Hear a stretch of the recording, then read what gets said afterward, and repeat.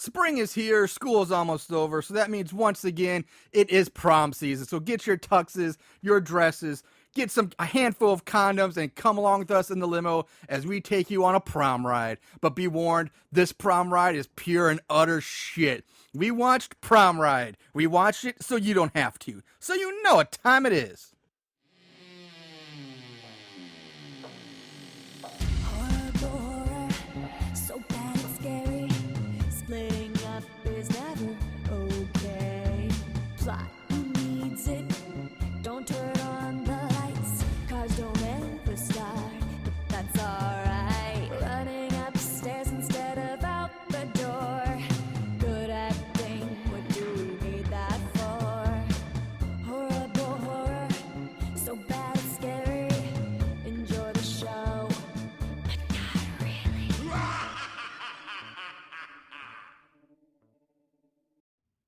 Hey, Moon Goons, what's up?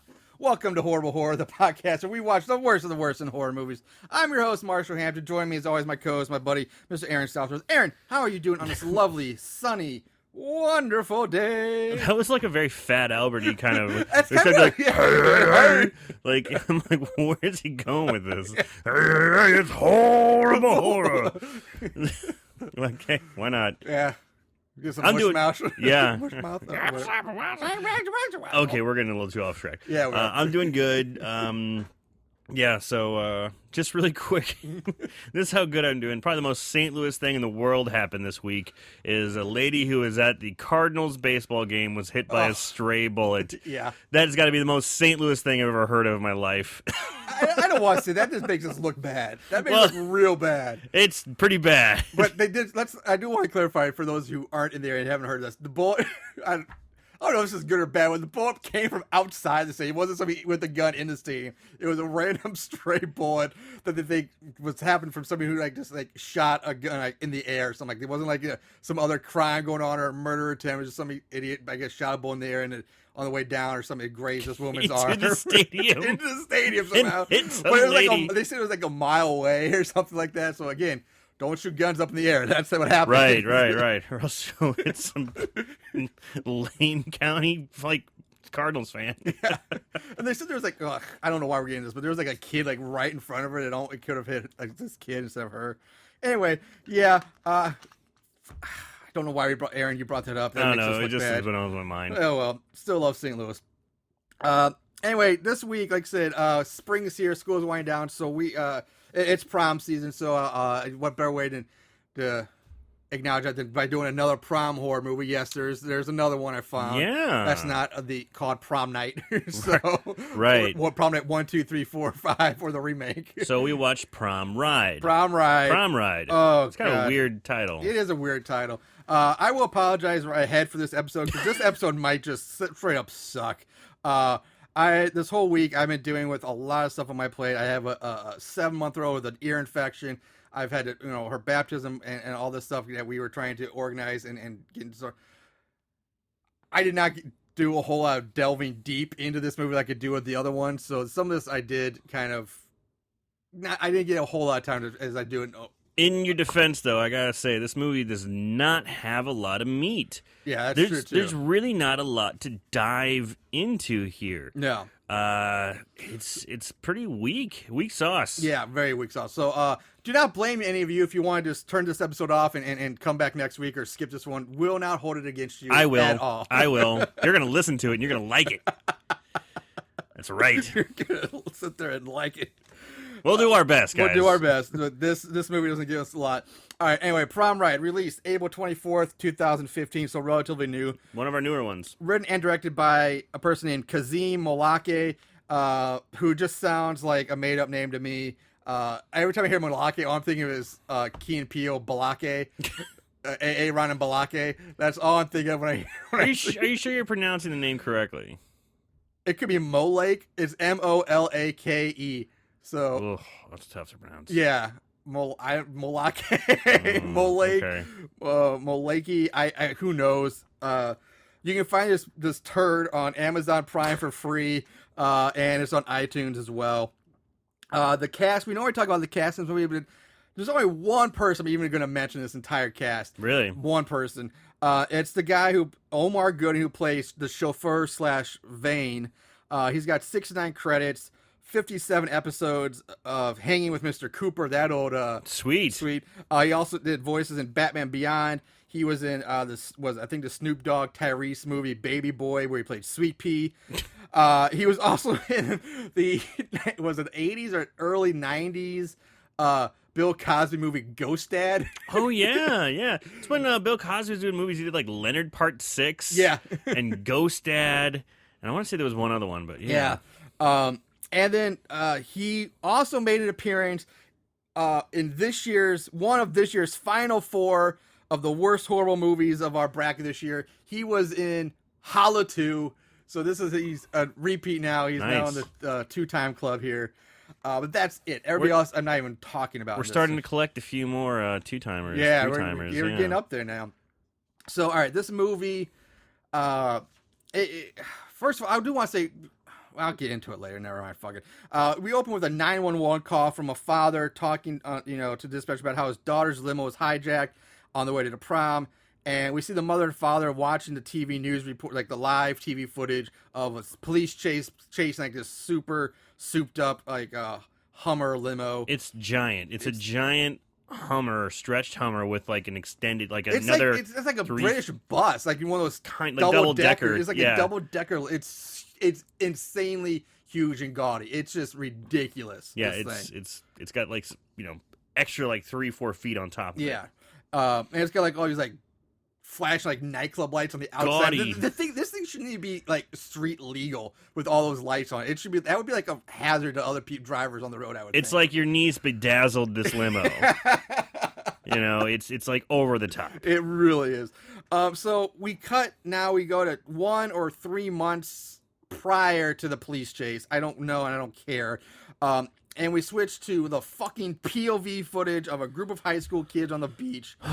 And this scene is just pure dog shit, and it's goddamn boring. The POV-ness of this whole movie. Yeah. Of this whole movie is just, it makes me nauseous at times. Yeah, well that's the one thing I hate about this movie is that first of all, it doesn't really know what it wants to be because it's constantly switching between the regular like third person standard movie and then the first person POV from various from all different sources too. Like every kid's got like a different cell phone or a camera that's shooting video, so you're bouncing around from one kid's angle to another kid's angle to third person angle to a security camera to something. Which that comes up later. It's just it's so damn annoying and frustrating. I mean, to keep track of it, just pick a format and stick with it. It's got ADD at the ass. The back and forth in this movie of the camera angles is like nauseating to a point. It's like almost like jolting and even confusing trying to keep track of what the fuck's going on and who's who and what's what. It's just there's too much of it. So basically, on this beach, the only thing you need to know from this whole beach scene is that one of the guys, whose name's Parker, plans to ask this girl Junie to the prom today. That's all you need to know. But this scene goes on and on and on, way too long.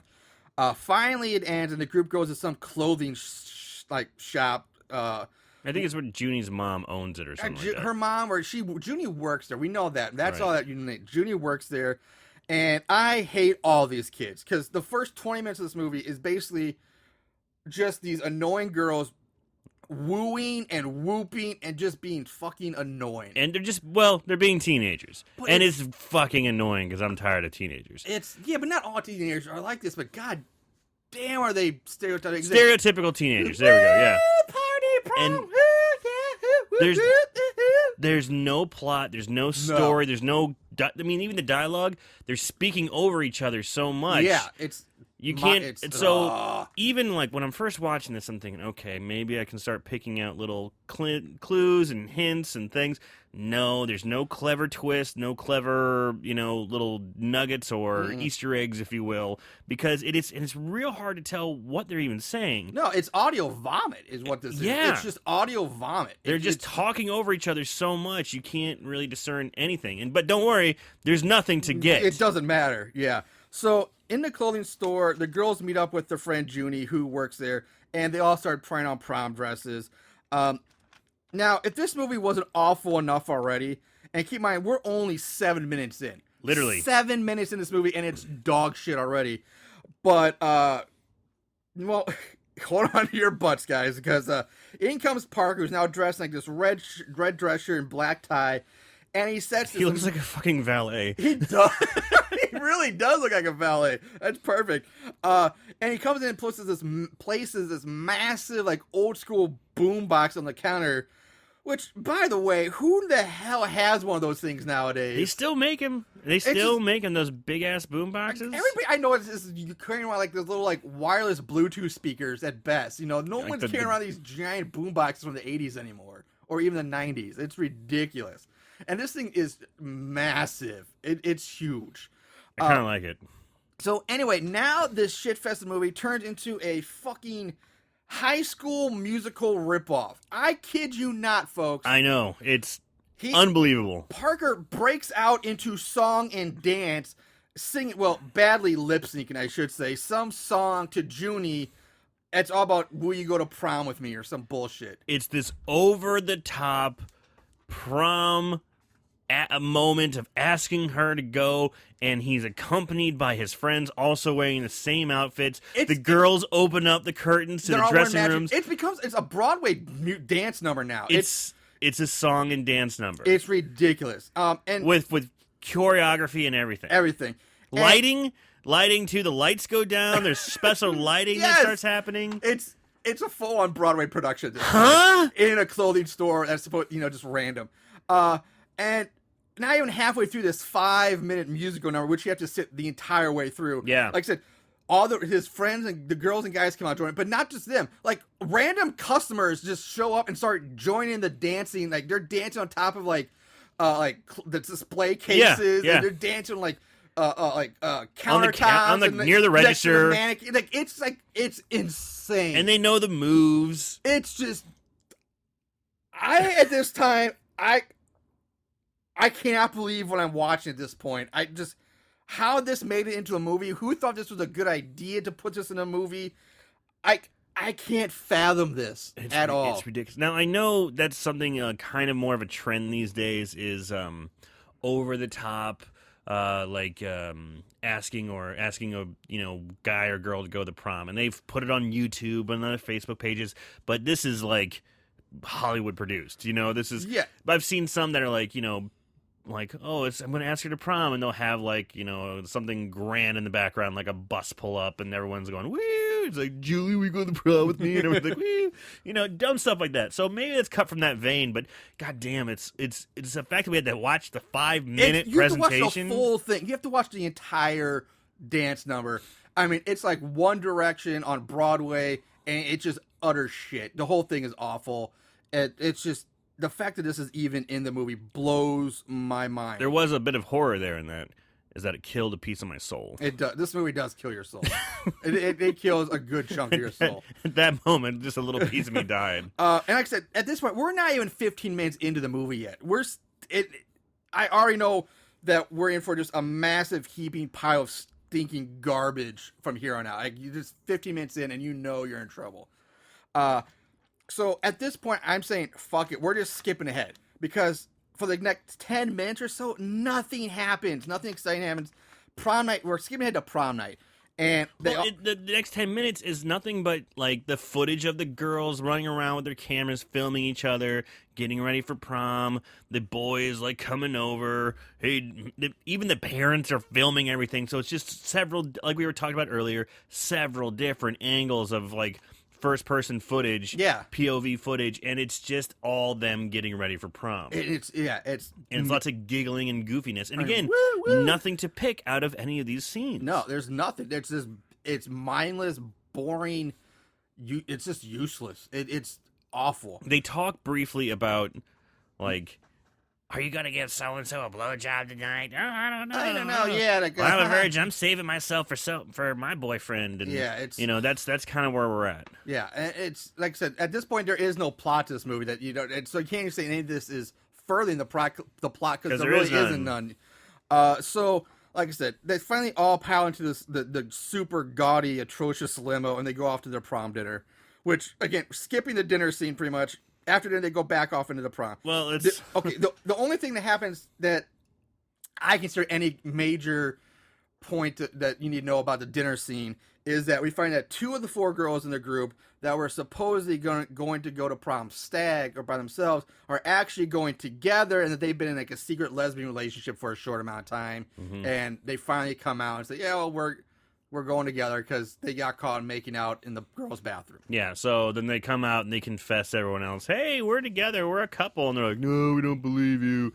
And she says, no, we're actually a couple. And there's the blonde girl and the brunette girl. And the blonde girl says, blonde girl's Leah. Yeah, whatever. I don't even know their names. Yeah, it doesn't matter. It doesn't matter. But we have Leah and Alejandra, or the 2 lesbians.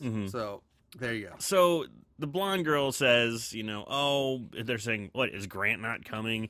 And they said, nah, I didn't go with him. And apparently it's some possible guy that she was going to go with and didn't go with. Yeah, she rejected him. He asked her, she said no. And they barely know each other. So yeah. That's kind of, that comes up later. Yeah. So again, we're skipping ahead again to about the 30-minute mark because, again, nothing's fucking happening. The camera just continues to go back and forth between first person and third person.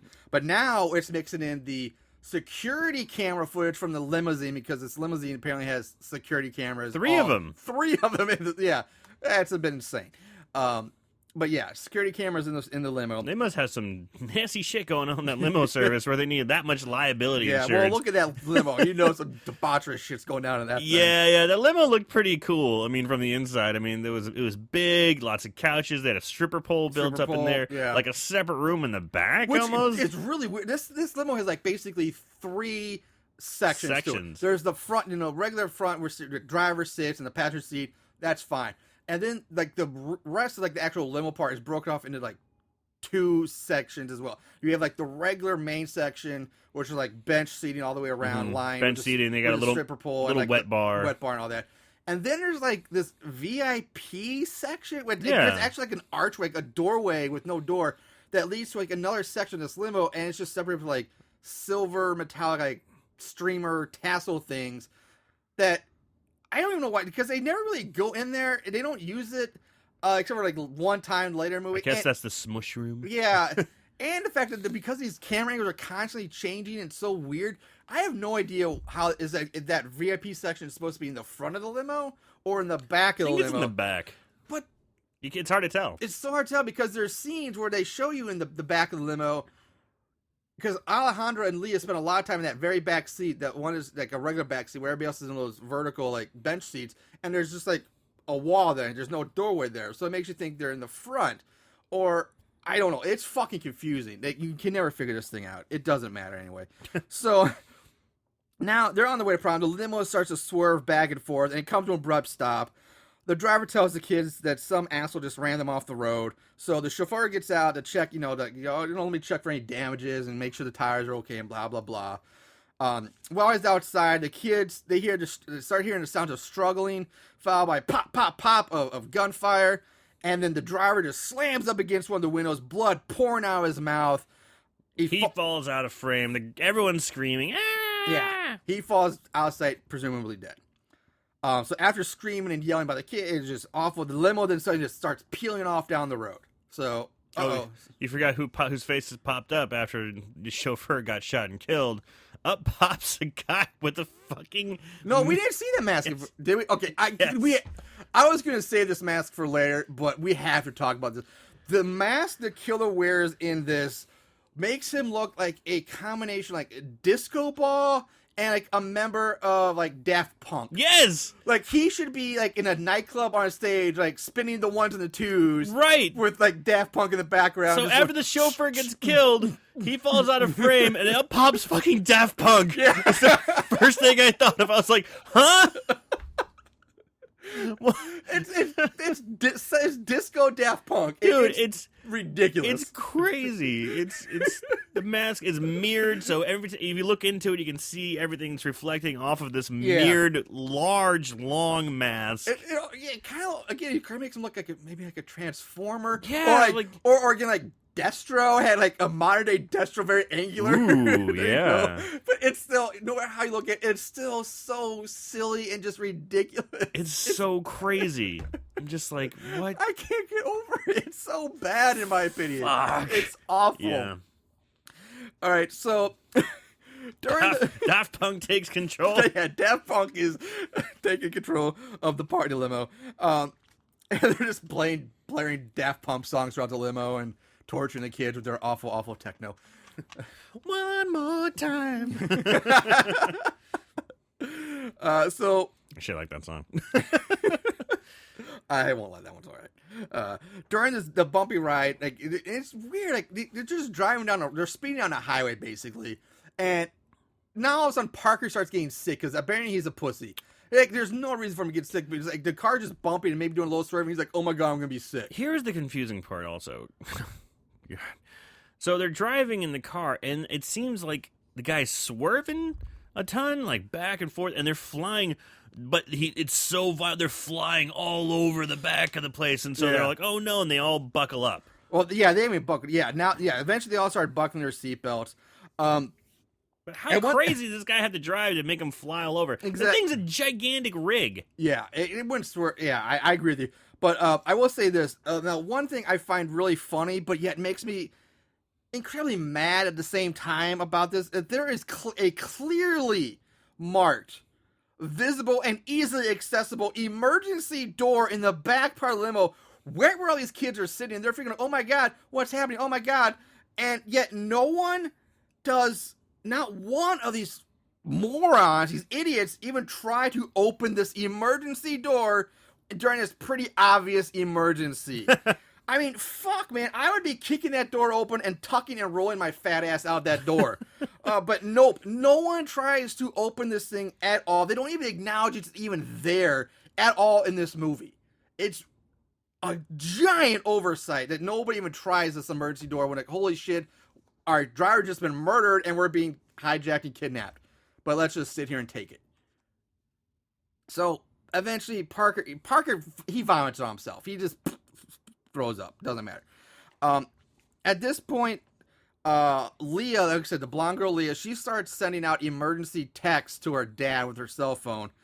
And again, because no one can get reception. No one can make a phone call. Yeah, but she's able to get text out. Magically. Again, this is a 2015 movie. Yeah.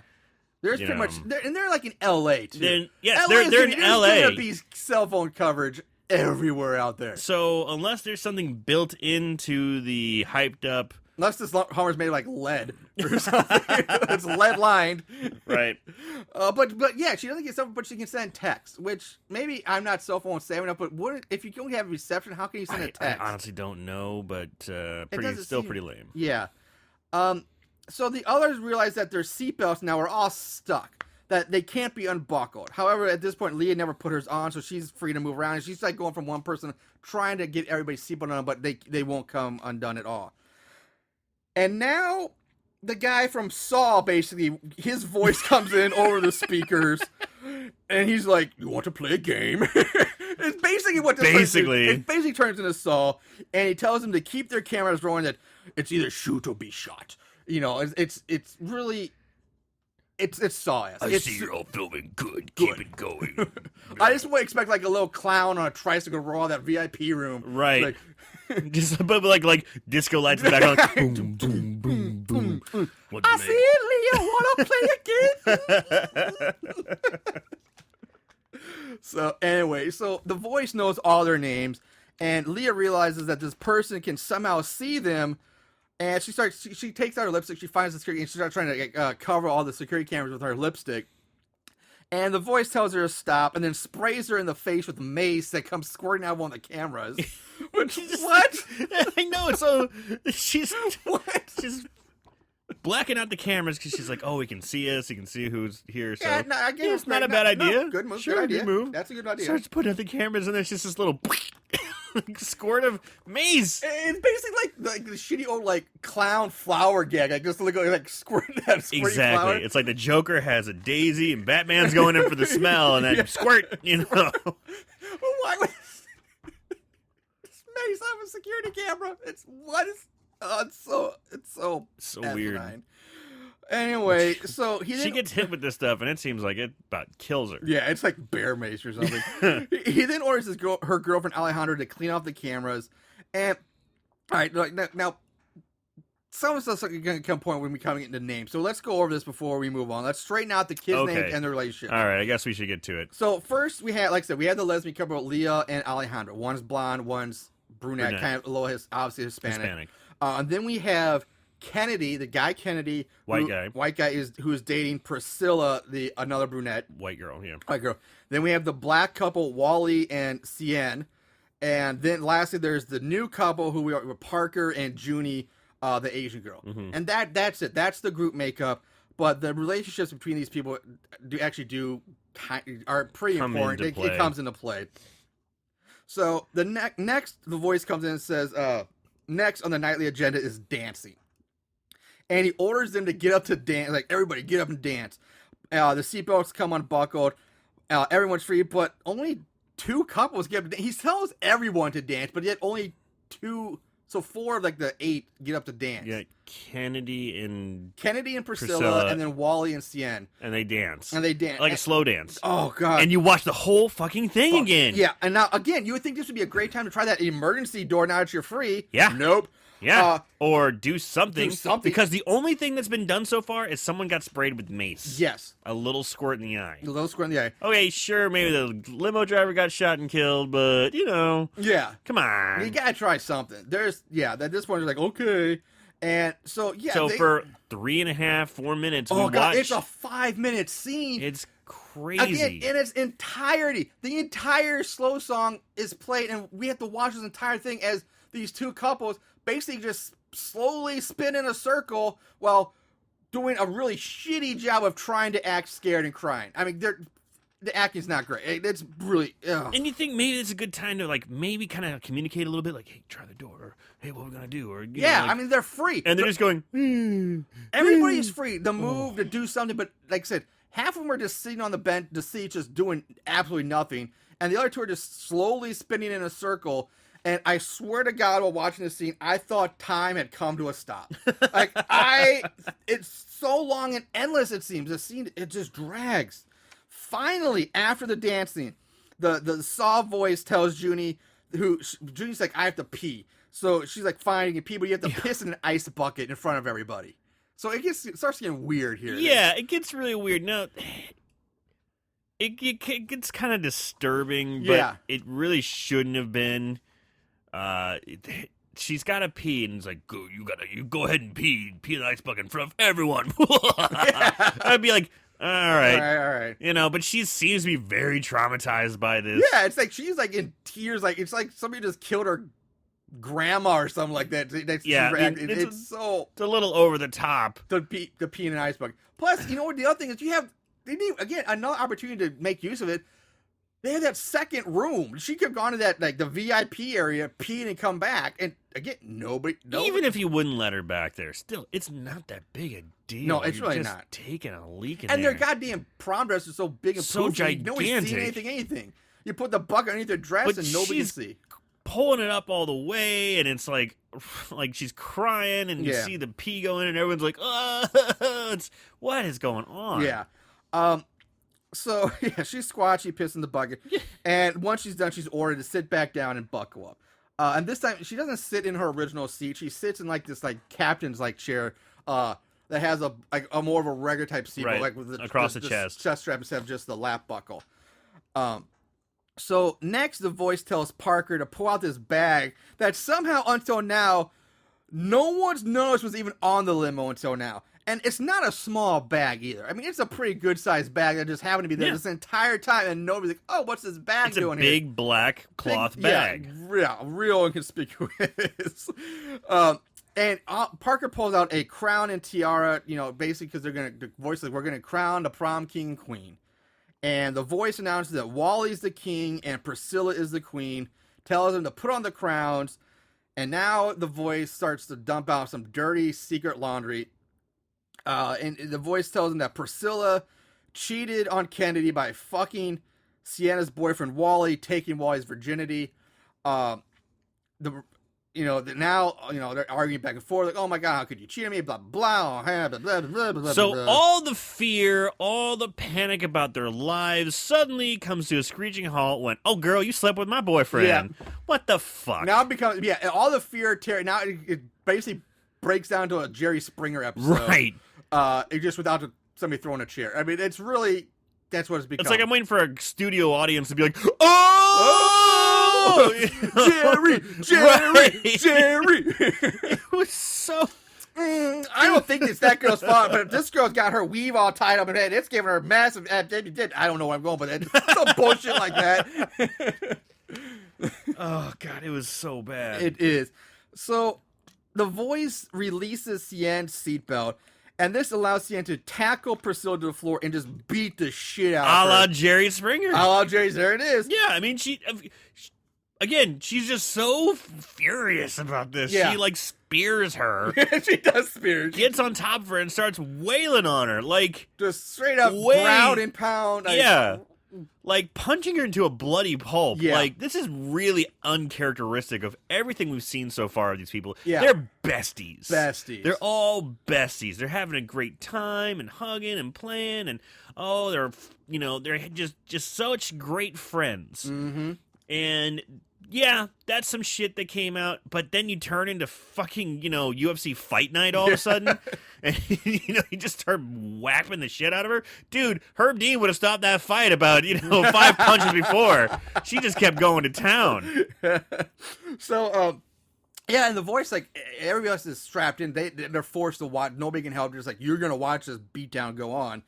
Now, again, we're going to skip ahead a bit here. And they're nothing that bothers me. They're in reaching distance. Yeah, no. There's so many that are in reaching distance that could just, like, grab her and pull her off. I mean, the aisleway is, like, maybe a foot wide. Maybe. It's like, it's a limo. It's like not hard to stop her. This is not hard. No. Ugh. So, again, we're going to skip ahead a bit, and the voice starts... basically, at this point, the voice has planted the idea in all the kids' head that it's Grant... behind is the guy that Leah rejected when asked if she would go to prom with him, and she said no. So now we get more arguing and yelling and bickering. And then we go on to the next thing on the voice's agenda, which is being sex between Kennedy and Cien. Now shit gets really fucking weird and creepy. Cien at first refused, like, no way, I'm not doing that. And the voice says, that's too bad, now one of you will pay. So now one of the windows is rolled down, and the kids all like run away. They run to the back of the limo to get away from that window. Then another window rolls down. It's like, oh shit! So they run back to the front, and now for some reason, like their seatbelts are all unbuckled all of a sudden because they were just all strapped in. But all of a sudden, they're all running around like chickens with dead. Except for Junie, who's still restrained for some reason. Which that really bothers me because like everybody's just sitting there watching them fight, and you see them like, oh, we can't get up, we're stuck in here. But now all of a sudden, they're get up and running around all over the place. So another window rolls down, and the kids try to, they run back to the front, and that's when a gunshot's heard. Junie's face is just covered in blood as we see that Parker has been shot in the head and killed. So she gets a face full of blood. Yeah, she's covered. She's got the crimson mask going. Now, the voice orders Wally and Kennedy to move the body to the front VIP section of that limo so they can make room for Cien and Kennedy the bone. Now, again, this is the only time that little section that of the VIP area is used. It's to put the bodies. It's to store the body, yeah. Like I said, this gets real creepy and weird now because everyone is forced. They're strapped in there. Like, you're gonna watch Cien and Kennedy have sex right here on the floor of the limousine. But hey, at least Kennedy was prepared because he does pull out a condom. It's prom night. It's prom night. So it's yeah, prom night. Of course, he's armed and ready. He's ready to go. And then the two of them are timid at first. They're like, sure, we're hesitant. I get that. And they're crying, and the voice then is like, no. I want the passion. You better bring the passion. Get real busy. So make it hot. Make it hot. Yeah. So now they start making out real hardcore. Now they go, and then they just go down to the floor and they go into fucking. While this is going on, Priscilla, Kennedy's girl, is crying. So Sienna is riding Kennedy. She's on top. Yes. And she's grinding away, and you can't really see anything, because it's good, because they have their, prom clothes, big prom dress on. But Priscilla just can't take it. No, hold on. Go ahead. Go ahead. No, I'll let you take that, but I was going to say, Wally is like, the other opposite end of somebody. He's doing his best to try to like look away and try and like fake cry. He's trying to cry, but he sucks at it. But Priscilla's watching this. Priscilla's watching, and she can't take this anymore. all these other motherfuckers are watching Sienna beat up Priscilla, can't do anything. But when it comes to fucking, they're in striking distance all of a sudden because Priscilla reaches over, grabs a bottle of champagne, and breaks it over Sienna's head. Just smashes her over the top of the head with this bottle. Just pretty savagely. Yeah, it's vicious. Violence we will let happen, but fucking no, we cannot stand for that. That's kind of commentary on America. Yeah, we're always going violence and stuff in TV and movies, but as soon as some sex comes with nudity and sex, like, oh my god, the children, yeah. Anyway, so everybody thinks like Sienna's out cold, but some people they think that she's dead or something like that. Again, more shouting and pointing fingers and all. It just blah garbage, audio garbage going on. Kenny and Wally get into a fight. I use fight. It's basically Kenny kind of punching Wally, but it's really pathetic looking, and Wally's still strapped in a seatbelt, so not. They're just kind of like roughing each other up. The voice breaks up by blasting like the siren or the speaker system and flooding the limo with like red lights. Like it just became like a nuclear attack or something. Like it's like a submarine diving. Yeah. Everything goes like this red. The red light and. Are they going underwater? Yeah. Is this one of those fancy cars that can go into the water? And it's an amphibious limo. Yeah. It's just like one of those ducks or something. And then somehow, I don't know how, again, he manages to tighten Junie's seatbelt around her neck and starts to strangle her with the seatbelt. I didn't see how this happened. I didn't see it either. Did I blink or something? Because all of a sudden she's the one who's sitting in the captain chair type of seat. Yeah. And, we go to DEFCON 5, and all of a sudden, she's got a collar basically wrapped around her neck. DEFCON 1, but yeah. Whatever. But it's like wrapped around her neck, and it's choking her. Yeah. But wait, how did this happen? Yeah, it doesn't make any sense. Like, it's supposed to be the seatbelt, but again, the seatbelt... That doesn't make any sense. It's a diagonal slash. Right. Even if it was point tight, it wouldn't be like a perfect, like, choker, like, around her neck. It was, like, perfectly around her neck. Yeah. You didn't see where it came from or how it did it. All of a sudden, she's being choked by this. Yeah, it's just another awful, like, bad example. Like, what kind of car what kind of trick is this? I mean, it's like we obviously know that the limo's been tampered with and altered, but just the physics of this doesn't make sense. The angles, like, it just wouldn't work. Dude, that's some, like, 1960s James Bond shit. So... basically, though, she's barely able to cut herself free by using a piece of like broken glass from the bottle. Right. I think Yeah, I don't know. yeah, I think that's what it is. Once she's free, the red lights inside her just stop. It's like just instantaneous. Yeah, when she cuts herself free, it's like okay, we're good. All right, we're good. Which again, it's an odd thing. Like, why would they just stop? Like, were they rigged to stop if somebody cuts through the seatbelt?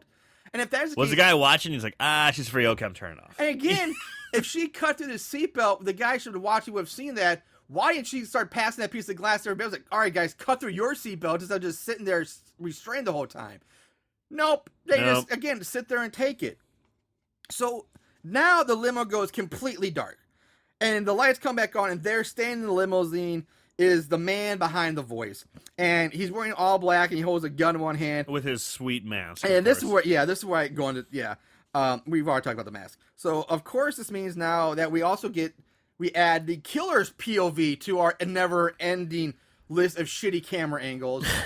And what makes it even worse is that when we're in the killer's POV, everything's distorted. Like a funhouse mirror. Exactly. It's like a funhouse mirror, or like he's high on LSD or something like that. Right. And which, again, I have to say, I rant about this. It makes zero fucking sense to me if you think about it. Because why would the killer, who at this point has relied on basically precision and all this, like, finally laid out incredible control, make sure to make sure everything goes the way he wants to wear a mask that distorts his vision to the point it actually hurts my eyes watching this because you can't focus on anything. You can't.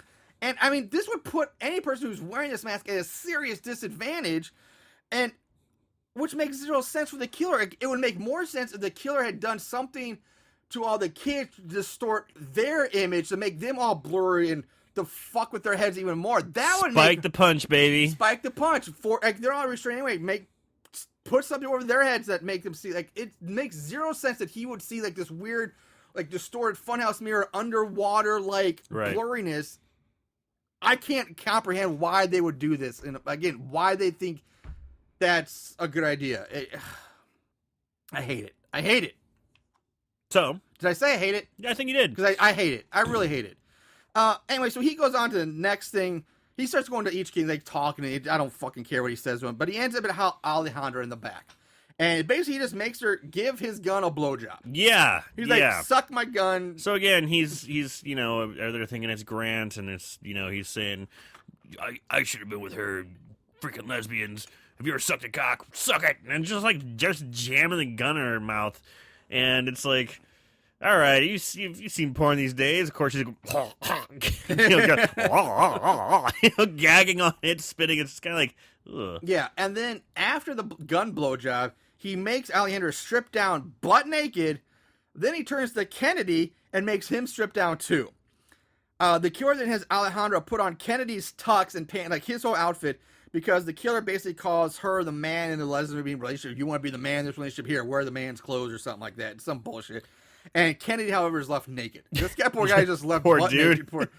So at first, I thought he was going to have sex with Alejandra or whatever her name is, and I'm like, man, this is a good night for this guy. This is a good night He's not doing too bad. Yeah. I kind of thought that too, and I was like, "Oh, is he gonna put Kennedy in the dress? Like, what's going on?" But either way, like Kennedy, you're still up on top here. You still had sex when everybody else didn't, so you're still prom night goal achieved. Yeah, there you go. Not the way I wanted it, bang. Check it off the list. So now Cien, she pops back up. The killer spins around, and I think she punches him in the nuts. I'm not sure. But he drops his gun. No, it was the two lesbian girls. Like, once she started to get up, the killer's distracted. They whack him or punch him or rough him up, and he drops the gun. Is that what happened? Okay. He drops the gun, and the kids in the aisle, since they're all restrained, are kicking it down the aisle towards Sienna. Yeah, all I know is he drops the gun, and it ends up in her hands. Mm-hmm. So now all the kids are yelling at her to shoot this motherfucker. Like, shoot the motherfucker, shoot him. Right. And even the killer says, yes, shoot this motherfucker. And Cien he has the gun, she pulls the trigger, and she shoots Junie in the chest, killing her. Sure. Because why not? And then the killer punches Kennedy just for the hell of it as he walks past him on his way to Cien. Like, there's no reason. He's just he just gets sucker punched. He's naked and gets nailed. Naked and punched in the face. And he walks up and says, and he walks up to Cien and he says to her, "You're right. These are some sneaky bitches." And bum, bum, bum. And then the killer dumps the bucket of piss over Wally, who for some reason was unconscious, waking him up. Like, I don't understand where he went unconscious. I think he got unconscious when he was kind of getting roughed up by Kennedy, I think. I'm not even sure. It doesn't matter. I don't think so, because when the siren goes off, they show everybody like holding their ears and screaming like, ah, and the red lights flash. He's awake there. And then I'm pretty sure the gunshot right, because Junie is sitting right next to him. Because at first I thought Cien shot Wally, like, oh no, she shot Junie. Right. So a bullet basically went right past him, and a gun went off like less than 3 feet away from him, and he's still unconscious. Like, but no, it takes a bucket of piss to wake him up. That'll wake you up. Not even cold piss. Well, maybe it's been on ice, but I mean warm piss. It's just anyway. So Cien starts to caress like the killer's disco mask. So now she's in on it. Yeah, she's in on the whole thing. She is. Since the whole beginning, she's been in on the whole thing. Yes. So she's privy to the whole scenario. Yep. So but the thing that bugs me about this is getting whacked in the head with a champagne bottle. Well, she didn't plan on that one happening. Right, but it still worked out just perfectly for them. Yeah, it really did. It's just, what? Yeah, it pretty much did. Yeah, so Walter's like, Cien, what's going on? What's happening? And she's like, and she calls him, turns to him and says, this is payback. And now she kind of snaps, and she says to him, like, how does it feel to watch me fuck your best friend? She turns to the others who she accuses of knowing about Priscilla and Wally fucking, but never told her about it. Like, you knew about this, but you didn't tell me. You let, she tells him that the killer, the voice, is not Grant or Greg or whoever the guy thought it was, but it's just a close friend. She's like, oh, it's just a friend. You know, that's all we know. Alejandra pleads, and hey, I knew nothing about Priscilla and Wally. I'm new to this group, and she's like, well, you're just collateral damage, bitch. Like, you're just sorry, but you're, you know, bitches be tripping. Yep. Priscilla manages, again, cut herself free with a piece of broken tiara or glass. So, again, now we're 2 for 2 on cutting people free. So, why hasn't everybody done this throughout the entire movie? Just find some debris. You'll be fine. Jesus Christ. So, Priscilla lunges at Sienna. Spears Sienna. She spears here. And again, I'll kill you, bitch. And in comes Jerry. Jerry. Or Steve, the security guy, to pull him apart. Well, I can't believe they got fucking guy his own basically Jerry Spears. That's ridiculous. Anyway, so Sienna falls backwards. Priscilla goes to leap on top of her. However, Sienna manages to get one of her feet up in time, and her high heel impales Priscilla through her soft eye hole, killing her. Soft eye hole. Soft eye hole. Nicely done. Yep. So there's our death. There's our second Priscilla. death. Sienna stands back up. Wally pleads with her to stop. The killer is like, just shoot him. Just shoot the guy. And what happens next is such complete bullshit, in my opinion. You have a cold-blooded killer. Yep. Who has elaborately set up this whole scenario. Yep. In cahoots with Daft Punk. Yes, with Daft Punk. And here comes the scene where it's the money shot. It's the guy who cheated on you with the girl. You just soft eye holder with your high heel. You got him dead to rights, and he goes, I love you, baby. Yeah. Because Wally starts saying, hey, baby, Sienna didn't mean anything to me. I love you. I want to be with you, Sienna. And Sienna then breaks down and cries a bit, says, I love you too. Again, the killer's like, what the fuck? Like, shoot him. And she says she can't because she loves him. She turns the gun on the killer, pulls the trigger, but just gets click, click, click. Uh-oh. The killer now pulls out a second gun. Sure. Shoots Wally in the head, square in the head, then turns around, shoots Sienna square in the forehead. So fast. Like, boom, boom. Just like Doc Holliday. Yeah. Like, OK Corral. Yeah. Fast. Yeah. Quick draw bullshit. This is Gunslinger. So there goes one of your villains. The girl behind everything now is now dead. By the guy she apparently hired to help with all this, but she's like, fuck it, I'm killing you. It makes zero sense. None of this makes any sense. This is making me nauseous. And the other problem I have with this is the whole love bullshit. Like, why would in the world would Sienna believe Wally in the first place? You'd expect him to say this. Yeah, everybody knows that people will say anything like this in a situation like this if they think it will help them to survive. And I mean, if she planned this whole thing all along, this takes months of planning, like a long time. A simple plea saying, "Baby, I love you," throws it all away. She's been planning to kill him and everybody for months. And you would imagine these guys are dating, and she's holding up this ruse, like still being the loving girlfriend, so keeping in character. And Wally's probably this whole time like, I love you, baby, telling her all this stuff, but doesn't melt her heart. She's still planning on killing him, but now all of a sudden, oh, I can't. Also, what bothers me about is the way that Wally says, the way he says, Sienna, Priscilla didn't mean anything to me, I love you, is so unconvincing. It's so fake. It's like, she didn't mean anything to me. Like, she didn't mean anything to me, baby. Come on. It was so transparent. It's like, it's like the kid getting caught with his hand in the cookie jar. Right. It's like, wasn't me. Or something like that. Like, didn't mean anything to me. It's so dog shit. It's awful. So anyway, the killer hears Leah's cell phone beep and sees all the texts she's been saying to her father and his replies. He punches her in the face, then tells Kennedy to get out and orders him into the driver's seat and tells him to start driving. So now, up front, we have the killer in the passenger seat, naked Kennedy driving the limo. The killer rolls down the privacy screen, okay, now this is, again, where it gets really fucking confusing, because this whole movie, we've kind of had the impression that Leah and Kennedy have been in the back of the limo. But when they roll this privacy screen out, they're right there behind the driver's side. which again makes zero sense. Because they walked the other way. They did walk the other way, which also then means when the killer got into the limo, he would have walked all the way around to the back. It doesn't make any sense how this limo is set up based on these camera angles. Nothing makes sense. So, anyway, he tells Leah and Alejandro that this has been a pleasure, but they've reached the last dance. He rolls the screen back up, and the rear of the limousine is flooded with some sort of gas.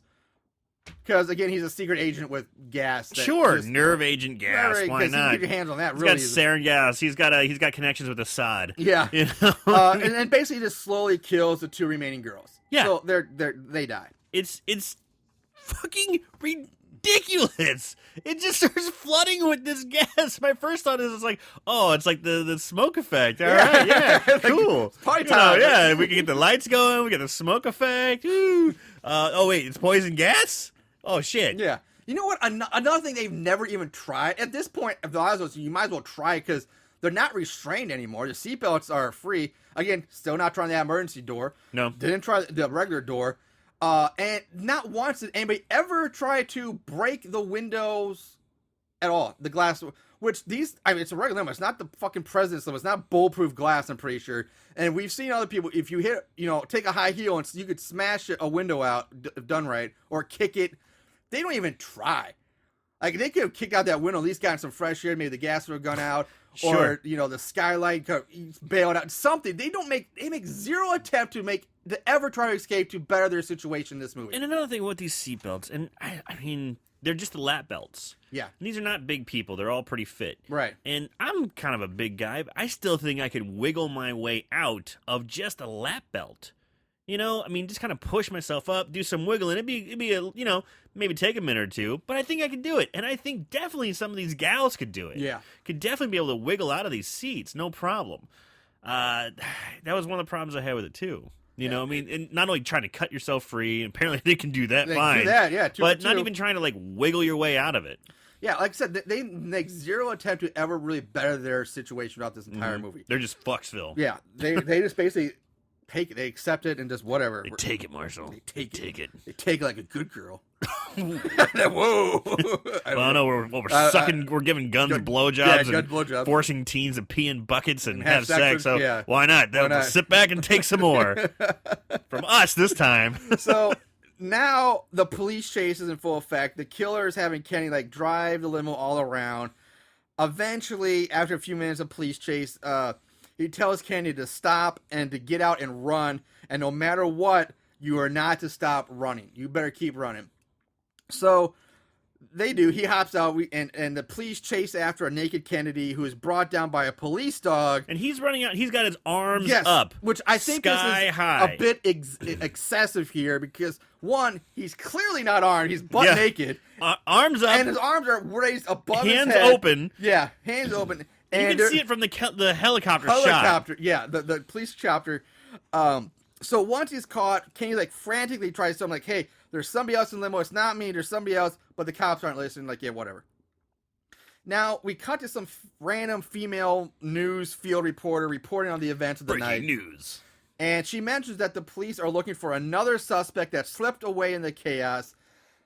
Holy shit! Are you fucking kidding me? Because these have to be some seriously shitty and inept cops. There's no way. I don't think that the cops would have left the limo unattended to go chase down a naked teenager. They show a helicopter, 10 police cars following this SUV. Exactly, and there's only three or four cops that go chasing after him, plus the police dog. So the rest of them go, all right, you got it? Yeah, all right, we'll head back to HQ. I'm going to stop by Dunkin' for you guys, exactly, okay? what I'm doing. But Jimmy, I know you like the cream filled. I got you, Jimmy. I'll see you back at the station. Like I said, yeah, especially the helicopter, the police car with the spotlight directly on the limousine hovering right above it. There's no man. Wait, a man in a disco ball mask, which would be reflecting all this light, by the way, would be able to just slip away from a small army of cops on the scene. Even if he takes the disco ball mask off, there's no way he gets out of that limo unseen and slips away in this chaos. It's ridiculous. It's utterly bullshit. That's just shitty, right? That's just a fucking bullshit excuse, right? So anyway, now we have this pair of detectives talking to Kennedy, who's in the back of a cop car. They ask him what They happened. haven't given him any clothes. No, he's still naked. He's still just naked. We still have like basically a 17-year-old kid naked in the back of a cop car. And the cops are like reaming him. Yeah, and they didn't even give like the like you see like people like traumatized. They just give him like a blanket. Like no blanket on this guy, just naked in the back of the cop car. Fuck you, kid. Fuck you.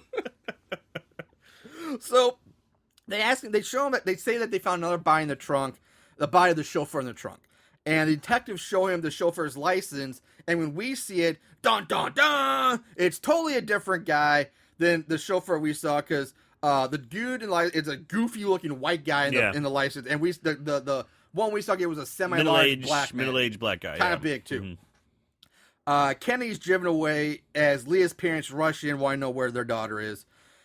We cut to the next day. The two detectives pull up to some ghetto auto body shop called Lords of Customs, spelled ridiculously, but everything is a Z and a K. It's that's how you know it's true hood. It's got street cred. We misspell things here. Yeah, we do. We're a true street. Where Mr. Vane, shit you not, they call it Mr. Vane. Really? Anyway. He's working on a car, blaring rap music. And the detectives ask him some basic questions. The funny thing was, they're asking questions like the first minute or two of this dialogue is just talked over this ridiculously loud rap music. Yeah. And the first thing I would ask, be like, hey, can you turn that off, please? Yeah, exactly. That'd be the first thing. Like, yeah. When a cop, if you ever get pulled over in a car, they're like, can you turn your radio down? It's the first thing they say to you before the license registration or anything else. Yeah, I agree. That would be the first thing they should have said is turn this music on. We have to talk. This is serious. So they ask like, do you know CN Miller? And have you ever worked on a limo or company, like worked for a limo company, worked on their limos? And he's being real, like he's answering the questions, but you can tell he's being confrontational. He's just like, no, I don't know her. No. I recognize a lot of people, but I work with people. I don't know. It doesn't come to my area. Yeah, he's like, I didn't say I didn't know her, but I'm saying, Yeah, like he's being real vague and kind of like confrontational about it all. So they finally ask him to turn down his music. So he walks to a desk on the other side of the room where we see another large boombox just sitting on the desk counter. He bends down and pulls out a gun from the bottom drawer of his desk, kicks the drawer closed with his foot, blackout, 2 gunshots, roll credits. That's Prom Ride. Fucking A.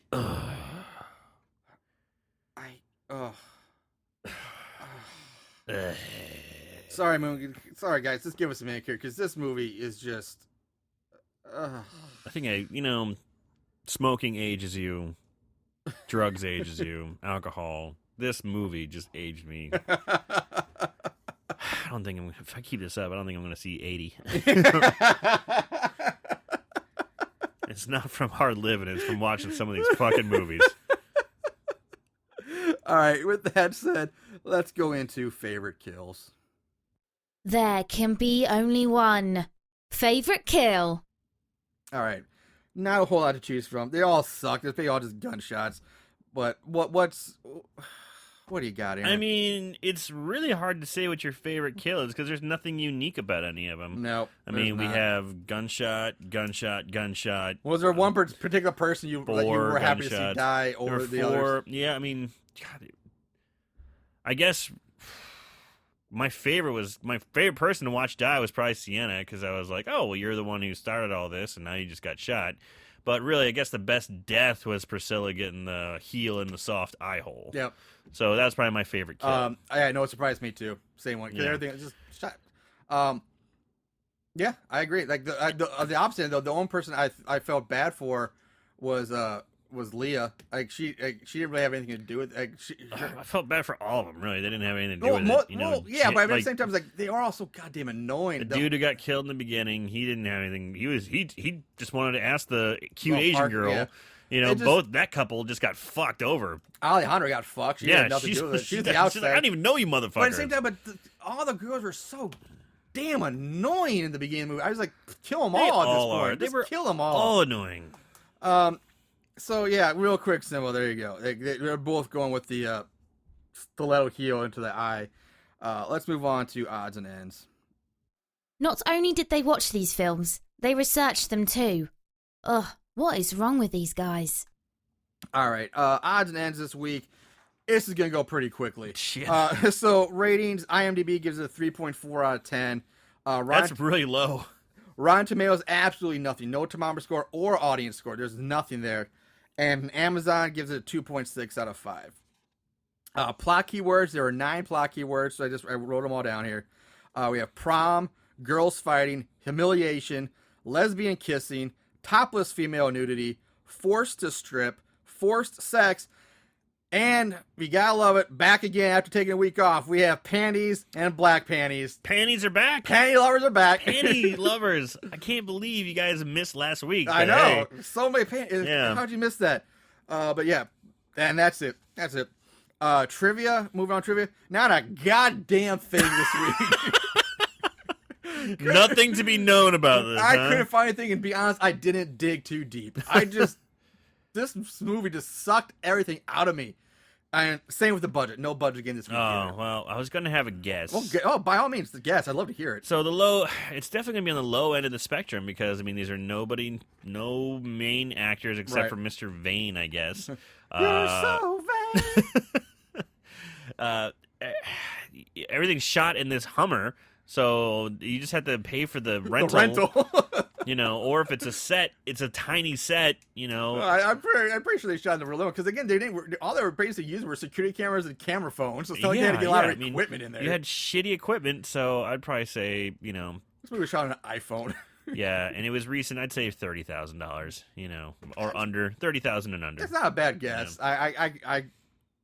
Yeah. That's probably a pretty solid guess. I would imagine. All right, let's move on to 5-star reviews. These special movies have a place in these special people's hearts. 5-star reviews. All right. 5-star reviews from Dwayne D's. Once you get through all the dumb kids getting ready for the prom stuff, it's a pretty good movie. 5 stars. So the last 20 minutes of the movie, it's all right. It's pretty good. It's dumb kid. It's like, how's that a 5-star review? It's maybe a 3 at best. It's like, what do you through all this shit? It's okay, but 5 stars. From an Amazon customer, I actually really enjoyed this movie for everything it was and wasn't. I feel like Hollywood has been lacking raw, classic, realistic murder mystery horror films. While I wasn't a huge fan of the camera work at times, it did work well with the plot. I think the ending was especially well done considering I spent the entire film worrying it was going to be some typical PG-13 ending. The acting got better overall throughout the movie. The standout of the movie was the actor who played Kennedy. The actress who played Leah, also a strong performer, 5 stars. From another Amazon customer, the best part was them singing about buying a prom dress. Not movie sucked. 5 stars. What? First of all, that's the first not joke I think I've heard since Borat. It's a long time, right? And even then, it was tongue in cheek. Yeah. I just waiting for next viewer to psych. Well, the 90s are coming back, man. Things of the 90s are coming back into style. How do you put movies suck, but then put it 5 stars? Anyway, and then Darnetta. Hold on. All right, just this was seriously. This was under the 5-star reviews. Darnita was good movie, 4 stars, but gave it 5 stars. Weird. Yeah, she literally writes 4 stars, but then but gave it a full 5 stars. Do we have dyslexic or someone who just can't understand numbers and the rating system? I don't. It's really weird. Yeah. Now there are there were more 5-star reviews, but they're all basically talking about the twist ending, blah blah blah. They're all the same. So we moved on. Now, because this movie sucks so much horse shit, we're gonna go into 1-star reviews. Yay. Because there were 38% of the reviews were all 1 star. That's 4 pages worth of 1-star reviews. Nice. So, plus I have to make up time because I have no trivia or anything else. So we're gonna have some filler. Much like this movie had Much filler. like this movie. So we're gonna do it a service and honor its efforts. Yeah. So from just an Amazon customer, the movie had no point to it as we never find out the murderer's motive. I don't understand why Sienna hired someone for revenge and then got killed by him anyway. The Kennedy Sienna sex scene just made me feel dirty for supposedly watching teens forced to have sex. Again, there is no point to the killings, and the end just left me wondering why I just watched this movie. 1 star. James Fitzgerald. Horribly acted, miserably filmed, and just unfulfilled to watch. Typo. I don't know what he meant by that. The plot is so ludicrous, it's beyond laughable. When I started to realize that the movie hated all of its female characters, I stopped being funny and turned ugly. For shame. 1 star. I hear you, James. From Amanda, Montana. Do you like musicals? 13 or so minutes in, it's basically a legit musical production. Bizarre and sucky. Don't do it. 1 star. Well, unfortunately, Amanda, it's actually 7 minutes into the movie. It's not even 13. And from... All right, we got 2 left. All right, these are a little longer, but we'll get through. From customer, I don't know how to adequately express what an absolute heap this movie is. I knew going into it that prom-themed horror is tired, hacky niche, but good grief. The acting is just so ridiculous. I mean, if you're going to cast people in their late 20s to be teenagers, you might as well find someone with a modicum of acting ability. And then there's the fact that the discussion around the writers-directors' flagrant hatred for women could fill multiple volumes. Like, holy cow, someone hurt this dude, and she left him totally bereft of any ability to hide his misogyny. That's definitely the most putrid thing in this already crap excuse for a film. Even though it's been discussed ad nauseum in the reviews for this movie, the promposal yak is enough to make you want to jump out of your skin and cancel music and dancing for the rest of your life. You sit through that, and you're not even rewarded with an ending that makes sense. The killer's motives are never explained, so suffice to say it was very thin story-wise. All that said, it's possible that the filmmakers only made this movie to see how long the audience could hold out, like an endurance test of sorts. So if you feel like testing your limits of your mind, enjoy the picture. 1 star. Now, the last one. Okay. That was a pretty good argument there. Yeah. Last one from Chris. These are kids. If they're going to the high school prom, they're all 17 to 18 years old tops. All the graphic sexual content you're watching is of underage kids. The boy and girl are forced to have sex. One kid is forced to simulate fellatio on a gun. The lesbians passionately kissing. The naked girl, the naked boy. These are all minors or barely not. It's beyond creepy. Am I the only one that has a problem with this? I'm 29. I'm just baffled as to how this even got made. There's nothing germane to the existent plot about their being in high school. Couldn't the writers have made them college-aged, hiring a limo for college homecoming, or celebrating college graduation? If they wanted to make a sexually explicit horror, why would they set it in high school? I'm not even going to get into how bad the story is or the lame music video beginning or anything else. I think this is my first 1-star review ever. I had to keep looking away. I felt so creepy, and I'm not a prude. Everybody always has to feel like they have to defend themselves when they say things like that. The whole forced sex thing at gunpoint, I don't know. Maybe it would be hot or interesting or something as part of a horror movie, and I'd be open to checking that out if they were adults. So it takes an interesting turn right there. Yeah. Really interesting. The whole time I was watching this, I kept thinking at any moment Chris Hansen was going to show up into my living room and say, why don't you take a seat right over there? 1 star. That's pretty funny. But horror movies have been doing that for years.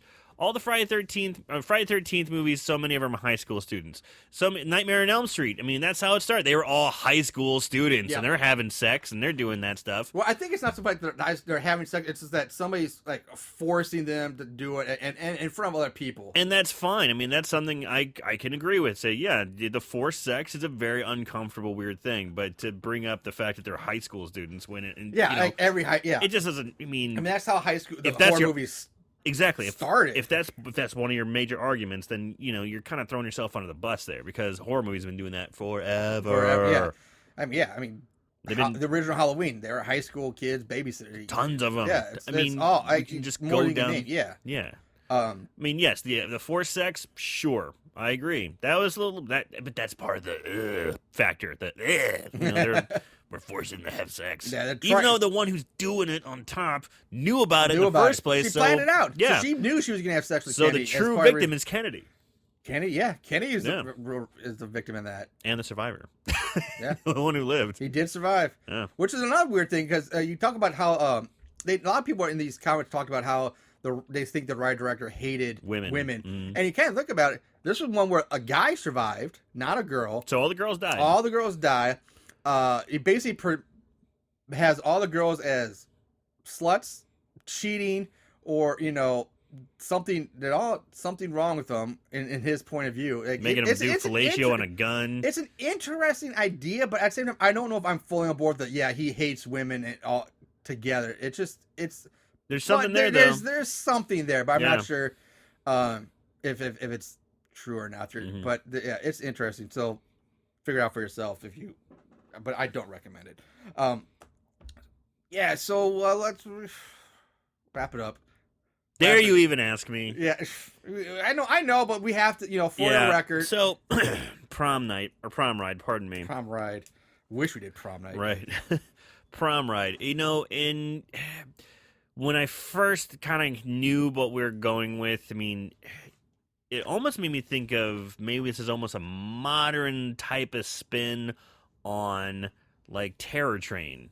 When we watched that. Oh, yeah, I could see that instead of a train, modernize it to a limo. I kind of see that. I kind of thought that, and there's the limousine itself is wired, to do certain things. It sprays mace at somebody. It does a strangulation. It makes the supersonic loud noise. But all the deaths are just gunshots. Yep. Don't get me wrong, it wasn't going to save the movie, but I just wish the limo itself was rigged more for just fun kills. Like if a spike shot through a seat or something like that, or someone got electrocuted. Or I honestly, I agree with you. I can't agree with you. I think they should just let Junie get strangled. If she got strangled by a seat, even though as ridiculous as it was, it would have been unique. It would have been something, and it seemed like that's kind of the way they were going. With it shot mace at her and different but it just what the fuck? Just have some fun with it. It's prom ride. They're trapped on this, and if it was killing them at random or something, that could have been a little more fun. I don't think it would save the movie because the writing was dog shit. The camera's angle were fucking making me nauseous, and I couldn't stand anything about the killer. I thought, I wish Daft Punk would sue them for copyright infringement. So bad it's scary. Couldn't stand it. Right. Couldn't stand it. Stay away. Like other movies, I'm kind of like, oh, it's kind of fun or stupid or what. No, there's nothing good about this one. It's really bad. Yeah. I'm right there with you. I'm riding shotgun with you on this ride. Everything you said and more. I hated this movie. It's just awful. Well, I'll even take it as far as this movie. I will rank this movie. I have. How do I say it? I almost relate this movie. It's as bad as like Trapdoor was. Like it's that bad. Like this one might make a little bit more sense than Trapdoor, but it's just as bad. Like it's awful. It's really Nothing bad. about this movie is redeeming. I mean, even the nudity can't really save the movie. It's beyond bad. Yeah. And it's not that it looks bad. I mean, the film quality is fine, but again, the camera angles are nauseous. You know what? Fuck it. Aaron, everything you said, I agree with. It's just the shitty shit. Yeah. Okay. Stay far away. Stay far away. Let me read you the text messages I was sending to Marshall. Thank you. I was meant to bring my phone, but I didn't bring it into the studio. But as I was watching this, because Marshall, he's the go-getter. He's the guy who finds the movies and brings them to the table and says, "Hey, man, this is a movie we're going to do." But I'm like, he's like, "Okay, we're going to do this," and then I started watching it. And these were the text messages I sent. The first one was, I may have to throw you out of a moving car. 15 minutes in this movie, and I'm nauseous and full of rage. Next one, I may have to Macho Man elbow drop my TV to make this stop. Next one, I need to wash my eyes with acid. Next one, I'm going to fill my ears with boiling cheese to end the pain. Last one, I'm probably going to have to call in sick to work tomorrow because of this movie. Because goddamn, was it horrible. So all bad. that while I'm watching this film. Yeah. And I just couldn't take it. I mean, even the killer wasn't even cool. Like nothing. I could rant on about this movie, but you know what? I'm going to spare you guys. We're done. We're just ending. I can't do this anymore. This I can't. I can't. This ride's come to a stop. Call it time of death. Time of death. Yeah. We're done. Did we even make an hour? Barely. Okay. Yeah, we did. All right, Moon Goose. If you stuck with us for this one, good on you. We appreciate it. Good job. Jeez.